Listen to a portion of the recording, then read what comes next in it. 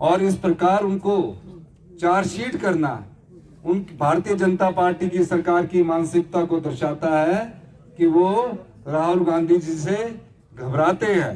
पर गांधी तो वो नेता है जिन्हें प्रधानमंत्री की कुर्सी मिली, लेकिन प्रधानमंत्री की कुर्सी के बाद उन्होंने कहा कि मैं इस कांग्रेस पार्टी की सेवा करना अच्छा समझती हूं और उन्होंने प्रधानमंत्री की कुर्सी का त्याग किया। पूरे देश में आज कोई मोदी सरकार के खिलाफ बोलने की कोई नेता हिम्मत करता है तो वो राहुल गांधी जी है। गांधी परिवार वो परिवार है जो नैतिक मूल्यों पर, जो त्याग पर, जो पारदर्शिता पर और ईमानदारी पर जीना जानता है।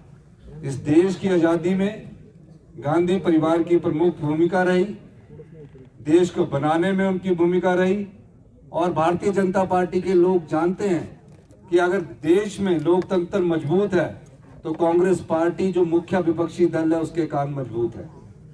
और मुख्य विपक्षी दल में अगर कोई नेतृत्व मजबूत है तो माननीय श्री राहुल गांधी जी का नेतृत्व मजबूत है, जो सिद्धांतों से समझौता नहीं करते, जो हमेशा गरीब, दलित और जो पिछड़े वर्ग के लोग हैं, आम जनता उसकी लड़ाई को लड़ते हैं। पूरे देश में आज कोई मोदी सरकार के खिलाफ बोलने की कोई नेता हिम्मत करता है तो वो राहुल गांधी जी है। और इस प्रकार उनको चार्जशीट करना उन भारतीय जनता पार्टी की सरकार की मानसिकता को दर्शाता है कि वो राहुल गांधी जी से घबराते हैं। पर कांग्रेस पार्टी राहुल गांधी जी के साथ मजबूती के साथ खड़ी है, पूरी सरकार उनके साथ मजबूती के साथ खड़ी है। 11 साल बाद जिस चार्जशीट की बात कर रहे हैं, ये चार्जशीट चलती रहती है, लेकिन क्यों ये चार्जशीट दाखिल की जा रही है?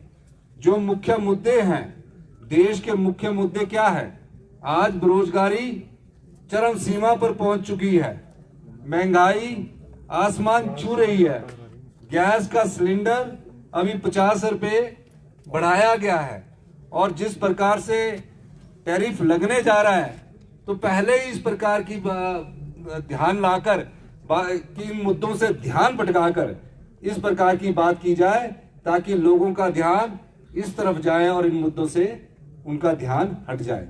इस प्रकार की बात भारतीय जनता पार्टी के लोग हमेशा अक्सर करते रहते हैं।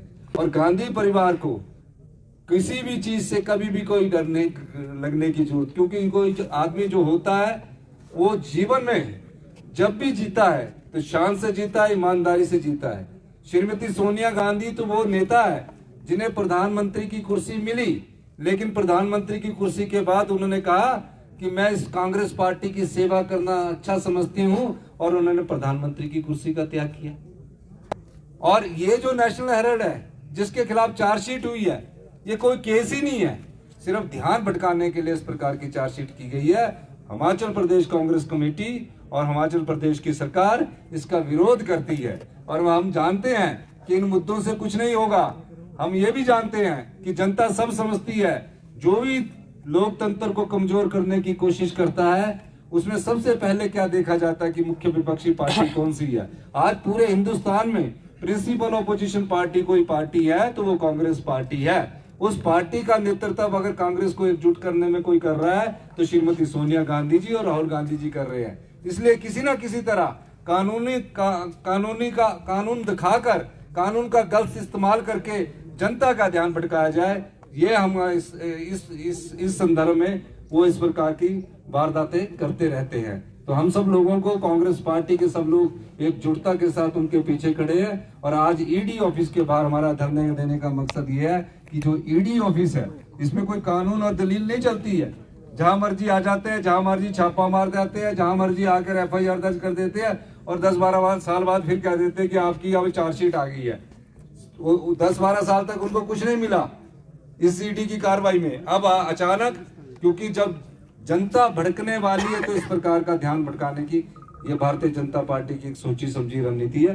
कांग्रेस पार्टी इसका विरोध करती है।